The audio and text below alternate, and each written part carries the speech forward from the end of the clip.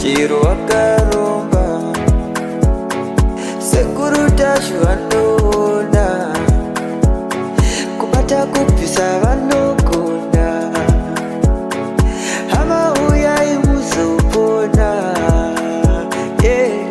uya kumeporini kwatinanganiko munanga sonokofunza ndepapi hatimboshaikwa sekuru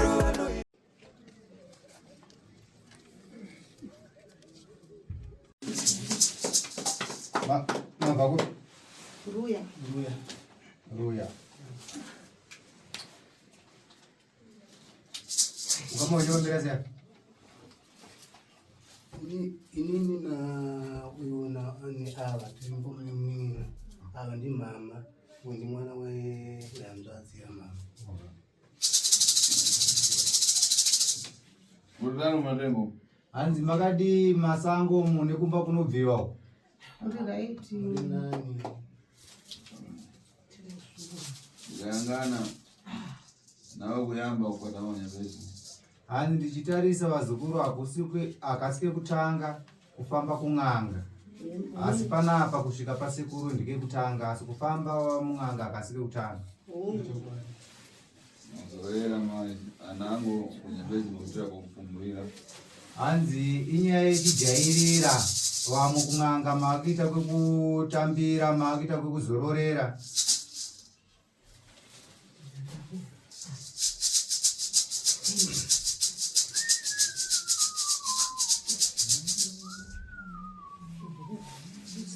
Robert Murudano.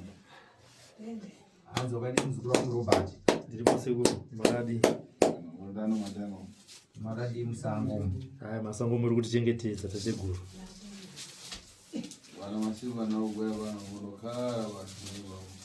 Anzi wani mazuva muzukuru wangu Robert usiri kusvika panapa amene kuti chicha wakuningirina wakuda kungoramba uri kumba kwako. Sekuru ndiri kuuya. Imimi ndimusiri kutouya. Ndio asiri kutouya sekuru. Ndio vatone mazuva. Zonde kangana ngane wanda. Asi ndichitarisa nawe vana wa muzukuru. Wana mpepe yakiba tango tena mchira wapumu tichezo wino.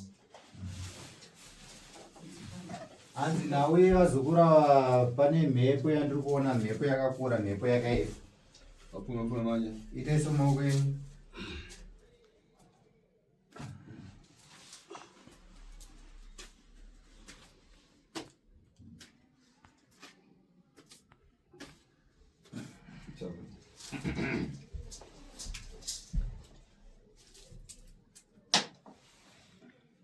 Ngangana hii nkani lapa nkani ya kupanda. Anzi ndichitarisa nhau iri apa matambudziko ese yari kutangira panhau yeurombo.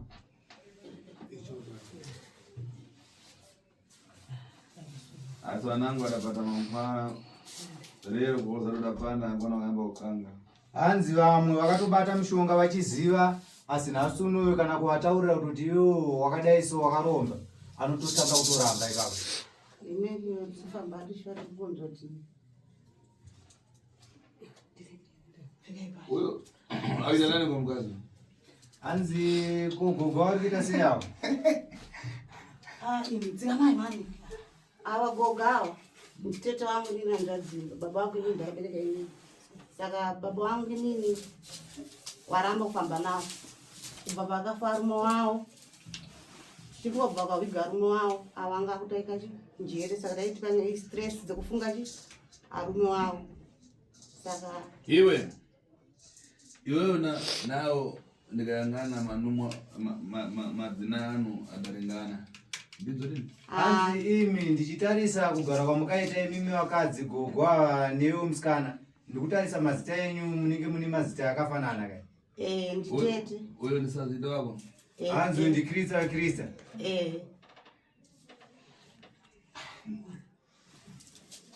Apa kanipa zisoni. Apa ndikayangana wewe undeto uputa. Uyu paka ngona ite uputa bomo. Anzi ndichitarisa iwe musikana ndaona unoita zvechifambi aufambi nzira dzakanaka unoita zvechifambi. Saka zvikura kuti sazita wako kumashure uko waitoita zvechifamba. handiziwe kuti yaizvitawo here komundanganisa ndaberekera. Wewe ukutana. Hanzi wewe zvandikutaura ndikukunyepere. Aiwa ndizvo. Ungutsikana na parado yemosi. Hanzi augutsikane here nendiro imwe chete. Mushando uri kunetsa. Asa kueza ukapita hapa wagonewa ndo musha wati. Hanzi saka unomira semusha nekuedza kuti wakaenda apa warara wakaenda apa wararwa ndokutsvaga musha kwacho here. Ndisaka dai kuna sekuru anogona kutibatsira. Apa pasiri wangu pakuchoka kadzira kudamanga kunemba obendo mboni.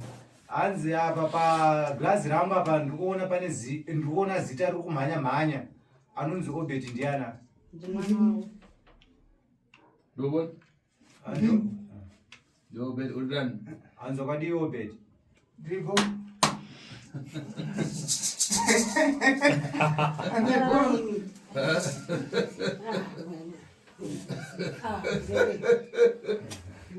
Urani Obed? Hanzi wakadii Obed? Ndiripo. Okay. Ari boga wasa kuti. Hanzi musiyada here kawa ndamubvunza kuti ari sei saka ari kuti ari bho. Apa pamapita pamusuwa. Hanzi zvino pamapinda pamusiwo wangu apa kuti muchipinda matare munomu. Na fasimende ndaona dachitika asi ndikayangana pasiri pangu iko ndowawa maji. Hanzi ndichitarisa muchipinda pamusiwo apa ndinonzwa tsitsi nekubatikana nenhau yerufu rwakabva mukuitika.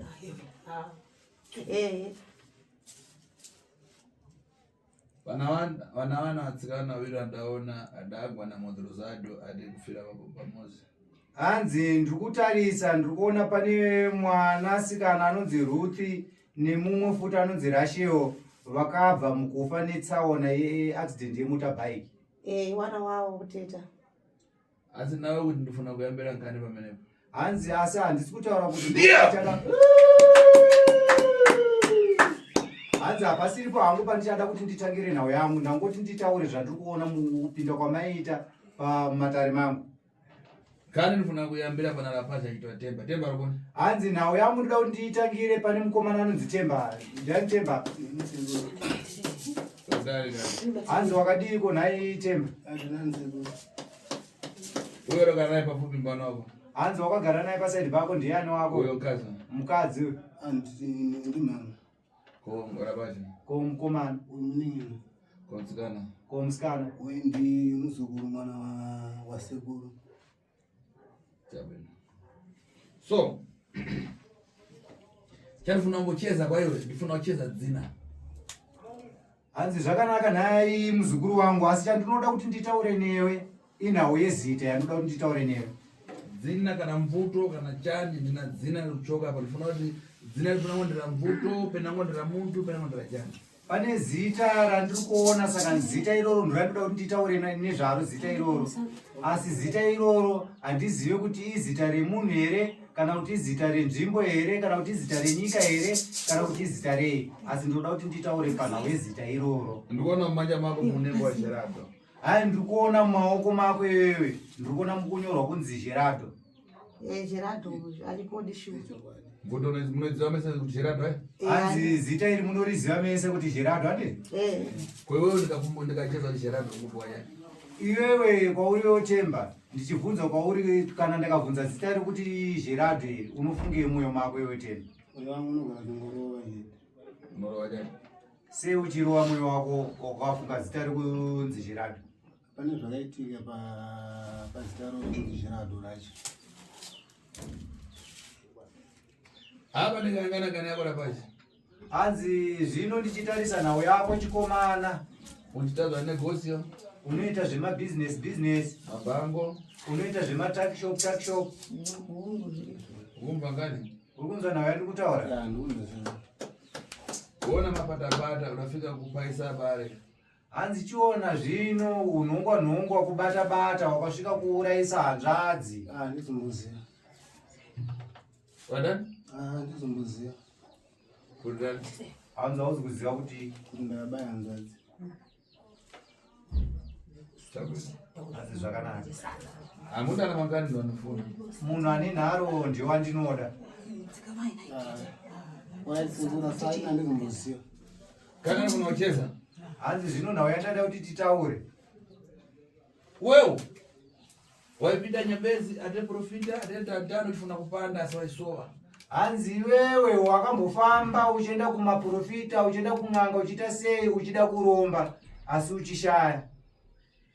Kuti negozi ite bwino. Uchida kuti business rako ribhutse zvakanyanya. Ndito ine.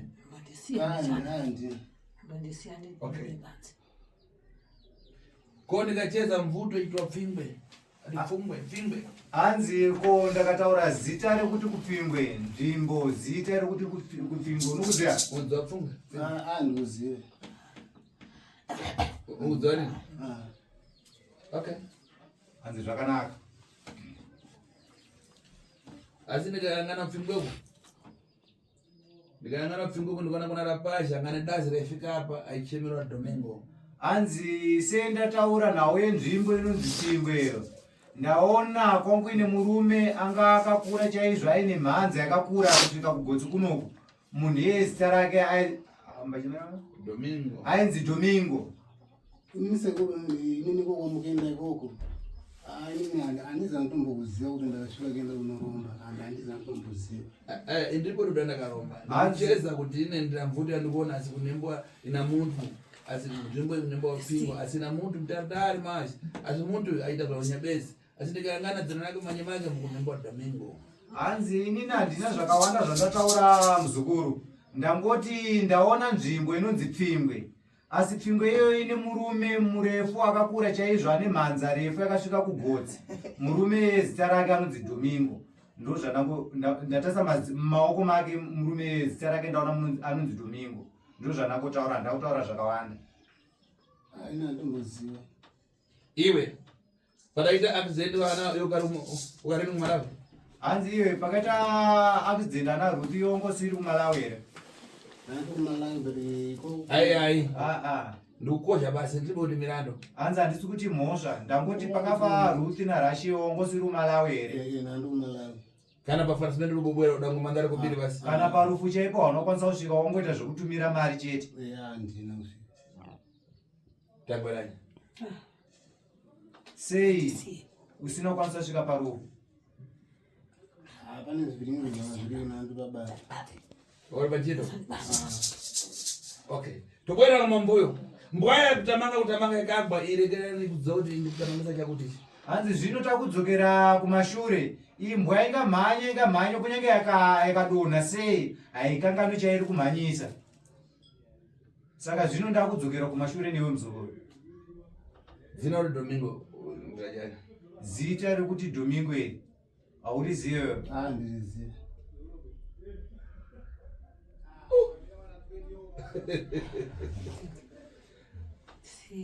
Apa?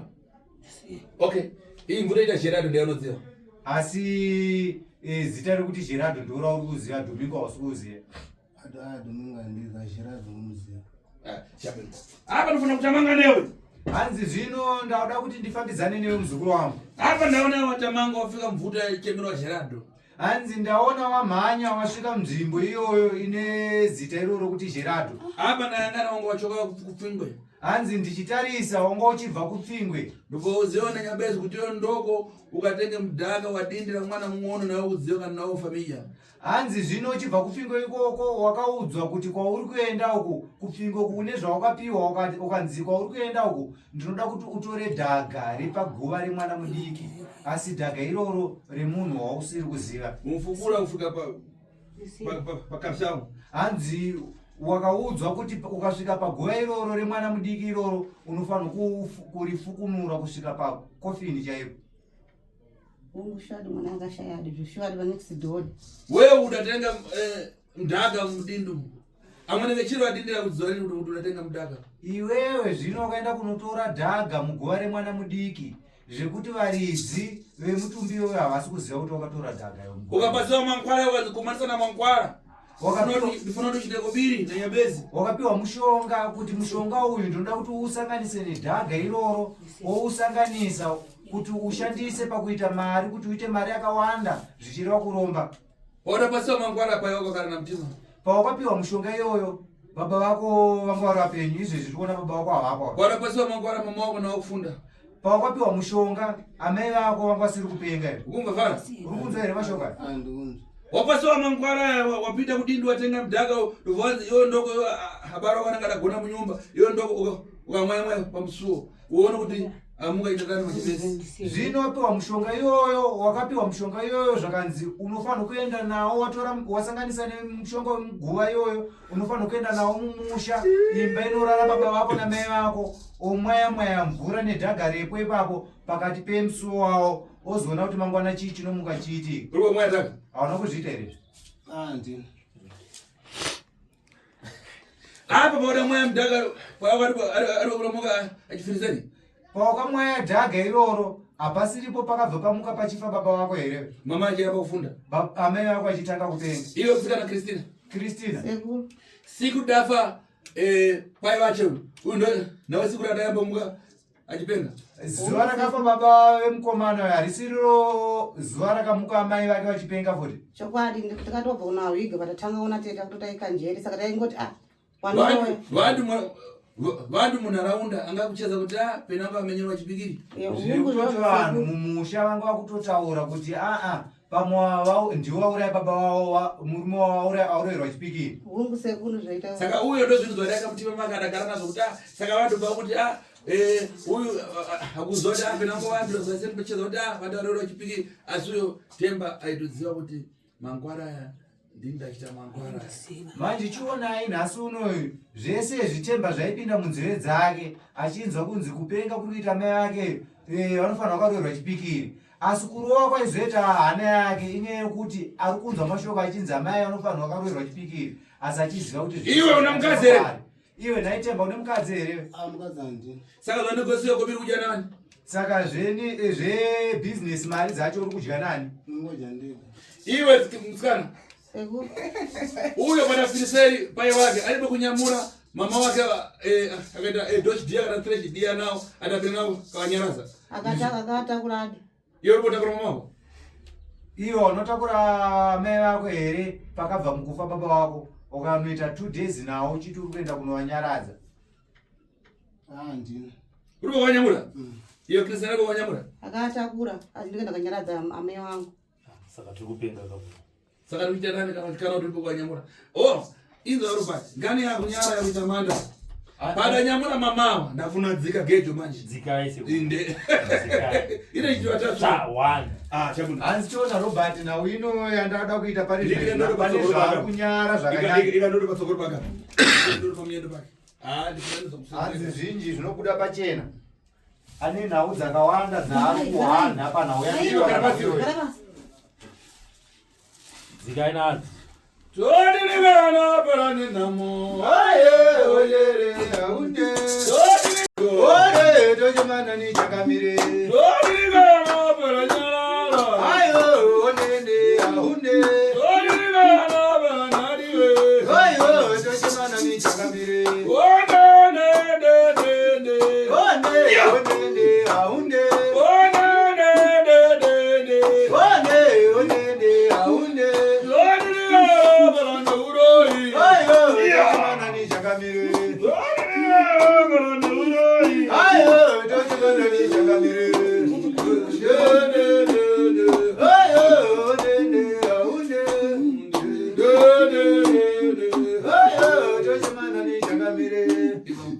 Rega kulira. Oya weka, rega kulira. Oya weka, rega kulira. Oya weka, rega kulira. Oya weka, rega kulira. Oya weka, rega kulira. Oya weka, rega kulira. Oya weka, rega kulira. Oya weka. Ingia iwe. Jamana. Penango waipita kurunyabezi topasi pa mtengo, uchipita mtuani kuruna mugatanda, ine nayo chipoka mtanda. Hanzi chinzwa unzwe Temba, kana waimbofamba kudzimwe n'anga, kana kunanatsika mutanda kupi sawafananidze neni. Ini handisi vanhu ivavo, ini ndiri n'anga, handisi tsika mutanda. Ukumva fara? Uri kunzwa mashoko andiri kutaura? Apa! Pandaimarira kuicheza kuti iwe uri kunyamura mama wako kupita kavanyaraza. Apa zvino handikanganwe pandasiyira nhau yangu. Ndakubvunza kuti iwewe pakabva mukufa baba hauna kutora mai ukanovanyaradza 2 days here. Musoro sekuru. Mira. Uri kwanyamura? Hauna kuvatakura here? Ndakawatakura. Chabwino. Mira ipa. Uri kumwa here mudhaka pamusuwo pako kana tafa? Hanzi hauna kumwaya futi dhaga pamusiwo here baba vako vasati vafa. Andakamai. Uri kutenga mudhaka kudidi remwana waGerardo? Hauna kuenda kuguva remwana waGerardo kanotora dhaga futi here? Andakatora. Iwe kouya ichira Domingo mudziva? Ko zvino anodzi Domingo haumuzivi here? Domingo andomuziva ndo kwandakaenda kun'anga iwo. Kuwapa mukana tangwanai? Ko apa ngochijamba enda. Aiwa. Iwe Robert, wona uyu anasikana anzadzaje wadafa wiri kamoza aribo kubera na kufarsimento. Ona Robert uyu ane hanzvadzi dzake baba vamwe chete amai vamwe chete. Dzakafa asiko vakatovigwa asiko. Asachizviziva. Akamutumira mari. Apa pakanyamura mama. Makwara imvamve padafa madhara afiriseri. Adauzwa pomwe nenyabezi kuti iwe anenge afiriseri tenga mudhaka pomwe padindi na pachivanzi upinde na mama kurukowa ukagone nawo adagona nawo mama wa masiku mairi. Achona one Robert nawo iriko apa. Uyu akaudzwa na kun'anga kuti unoisa mushonga paguva pamusiwo baba namai vakarara. Amai baba ndobva vamuka vachifa ndobva anotora amai akaenda nawo kunoita 2 days vatanga kurasika pfungwa kumhiri kwaZambezi akanoita 2 days achirara nawo kuti zvakare. Saka kutambura kwase Ndo padayamba iwe hapo kayangana mkosi make apa zvino kwatasa make amai vacho munatumwa munotone dumwe imomwe yangana mkosi kuna yari yarisa kuti munatumwa ere mkosi machambo iri muhuro hamuna dumwe iri muhuro make. Ayo iriko mandikabvunza nzi ndikutoti muagara zvakanaka. Ndatemba. Ari mwana wacho. Kuitani?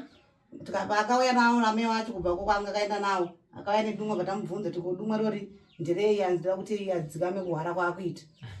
Kula dzikame? Asapenge. Aragora nawo nokane mankwaro raite kobiri. Hanzi akarara nawo kumhiri kwaZambezi masaidi mazambezi kuti aite mushonga akarara namai vake. Unashua? Kuti aite kobiri? Kuti aite mari. Iwe kunama? Aiwa akoze. Akoze mwenye bana. Zoedika disho. Apa yangana kana uyo obedu yamuna ngana chitsiru. Andaisaone zvino kana obedi chaiche haana kugadzikana anongoita kunge zimu pfungwa dzake hadzina kunyatsogadzikana musho musho. Apa makwara adapasiyo adauzwa kuti pana mwana wanzadzi yacho sazita wache ukana paita magore maviri ufuna kunyamura pomwe ukagone naye ukana twagonewa. Hanzi chiona zvaakazoudzwa kun'anga ikoko kuti waita zvese izvi ane mwana wahanzvadzi yake sazita wake anonzi Kristina saiye panopera 2 years unofanira kuzorara naye. Zveshuwa zvinotooneka kuti kana mari yake achigutsa mari yake yekubhaka kana katomukumbira anotondipa mari. Zvese zvinenge ndichida anondipa. Yangana iyo size yake anogurira tomakarasinya tomukati. Antaisa kana size yako unotengerwa bhurugwa remukati chaiyo. Na uyo. Na size. Ndenge ndichingoti mwana wangu ndasingazandiwa mwoyo wanawo.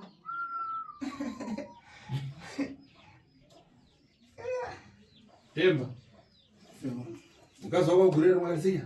Hanzi mukadzi wako here uri kutengera mabhuruku? Andinotenga ngoti ndinokutengera muzukuru. Ikakurira. Hapo chosa ndode angazotsanduka. Muchosa ndode. Ticheze naye acheze. Hapa inenda cheza ndini. Ndifuna kuti iye apite manapinda ndiyangane kuti pane panamponyera pana mamawaza ndikumnamisa. Zvana sekuru ndichibvisa tsvimbo nekuti ndindataura ndakuchibvisa tsvimbo kuti ndikusunungure kuti uchitaura nemo zvakaitika zvese nekuti ndakaramba ndichitaura inini ndinozoita kunge ndakunyepera saka handitoda kuti ndikuomesere ndirambe ndakakuisira tsvimbo.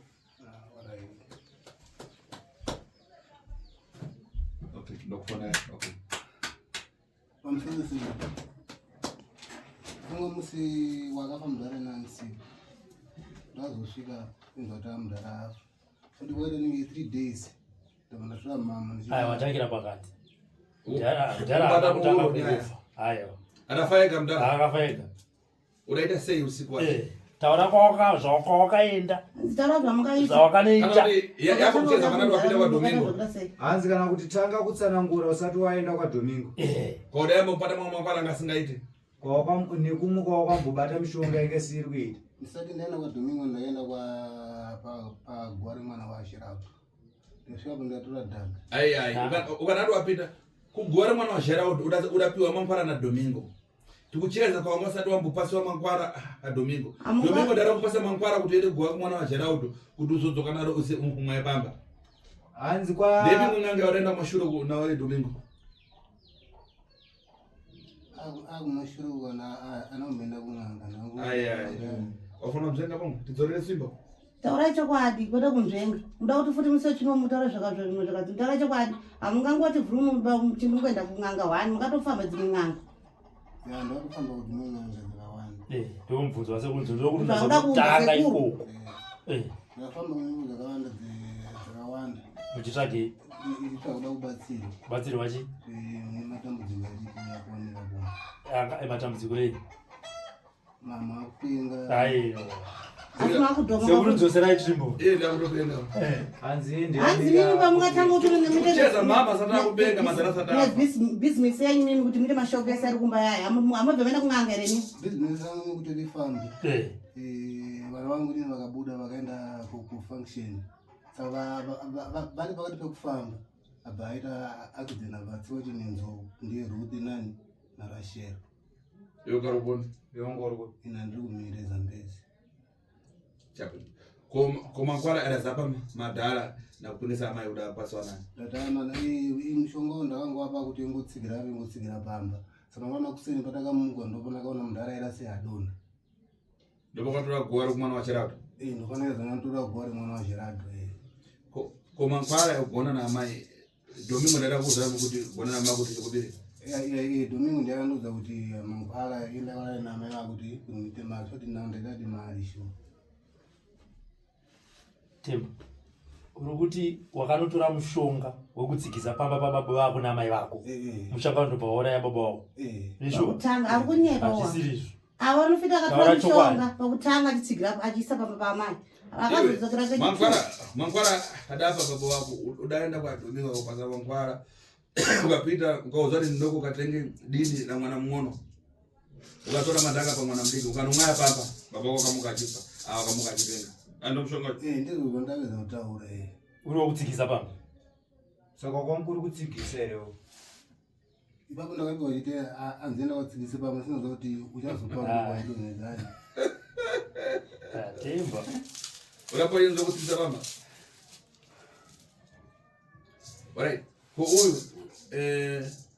anzadzi yawo iri kuponi izi dzini kuti kusudzureni pano ndikona kusudzura chandaifuna anzadzi yawo mamawo ibwere na munhu kana umuzi wadinde wa Domingo adatengewa dhaga reabwere ndori gona kusudzura zvindizvo saka zvino nhasi handisi kukwanisa kukusunungurai ndinoda kuti hanzvadzi yamai uye ndigone kukubatsira hanzvadzi yamai iripo kozouya hama dzikuguva remwana wa Gerald kwawakatora dhaga ikoko dzinge dziripo ndigone kukusunungurai ipapa sekuru tidauda kudaira ipa nekuda kuti hanzvadzi yavo baba vangu inini wari kuramba kufamba navo kuti ndaroi ndakakudziva kuti ngani yandi kucheza akudziva rini akuti ndaroi saka ipopa takukumbira kuti mimi munotipawo chi mushonga kuti tiende tikasvika asarambe kuya kuno kune munhu wacho wewe akanokorera dhaga ndinokonza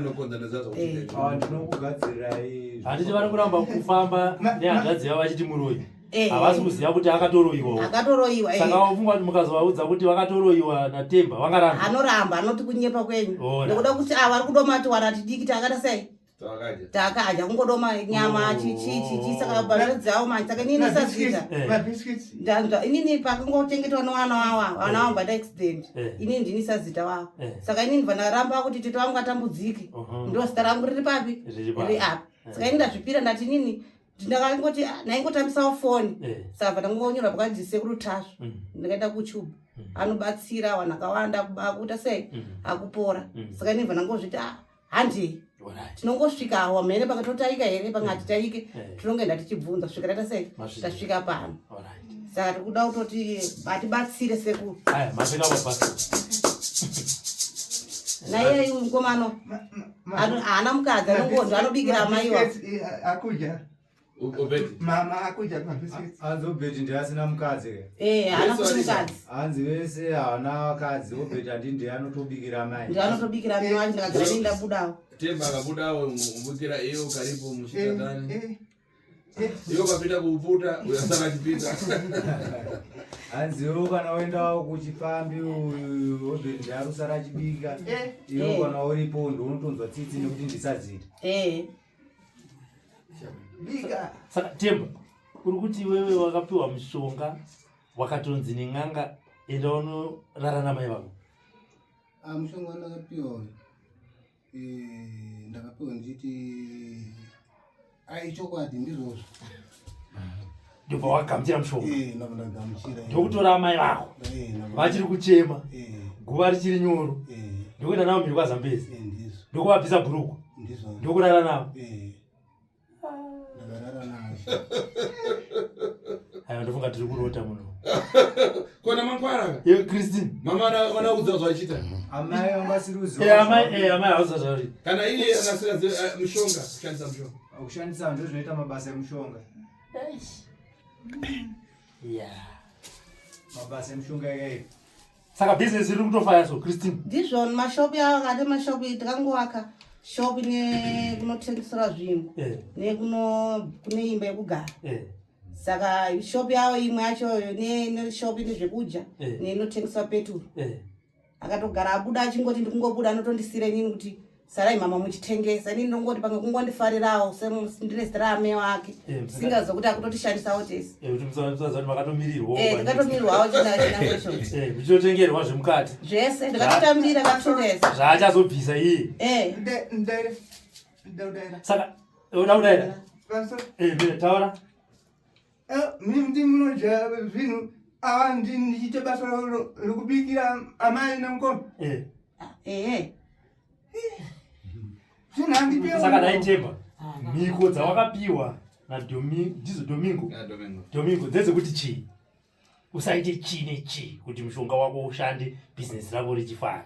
Mhiko dzandakapiwa inini naDomingo vakanditi wanotaura namama ako 2 aufaniri kuroora mukadzi wako ndi mama vako mukadzi wako vanhu vangu vabvaita sei so handisina kana mwana. Mune sure amutadza kuroora muchita matere ndowakadzi wenyu. Saka une mari baba? Ane mara ende apapa hambo totenga kana munhu kufamba naye anotota haana kamari atombobayiwa asi atori nemari inotoshamisa wo. Ura bufu? Atari bufu ipopo atori nemari dzake motobheki mota dzitoripo. Mari yacho wakwanzosa hama? Imari zangu vanzi handifanira kupa hama sindifanira kungoatenga chikafu chete chepamba asi kundibvise mari ndivakaya apapo ndakarambidza. Okay. Komunina wako hanziwo chii? Munina wangu ndingomutenga rwembe apapa ndiona kunokwangoya asi pamushonga zvainzi chii naDomingo amaitanzwa kuti wakanzirara nawo ukazadzisa ko pamunina wako? Pamunina wangu ndakangobatanidzawo asi kutanga cheche ukuru ndiwani ndwauyu wacho ndakazopiwa futi ndo wasvika kuti uyu atorwe pfungwa. Saka natorwa pfungwa iwe unenge uchita mari? Ndinoita mari. Saka inotonakidza kudya mari yacho uchiona amai nemunin'ina wako vachirasika dyere kudai? Panguva yacho ndinodya mari ndingisingazvioni. Wataura chokwadi.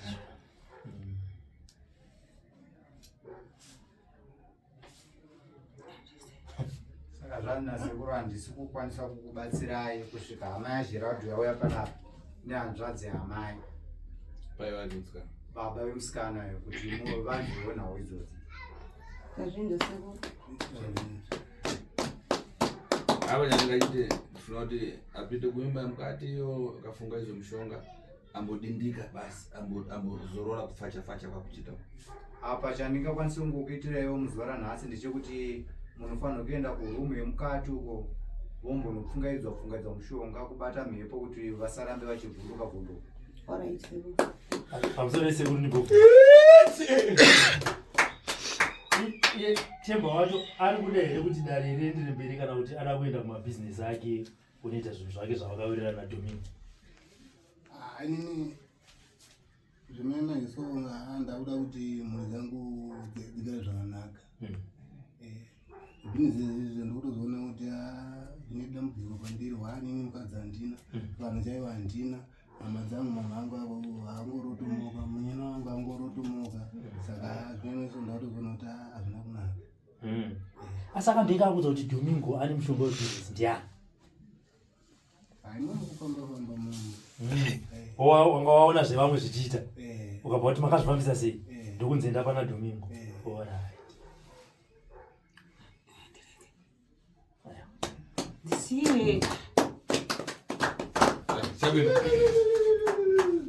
Zvatende. Ramwana wakachita wapitisa kunyumba uzembare angane marasha. Alright. Akafunga izvo. Alright.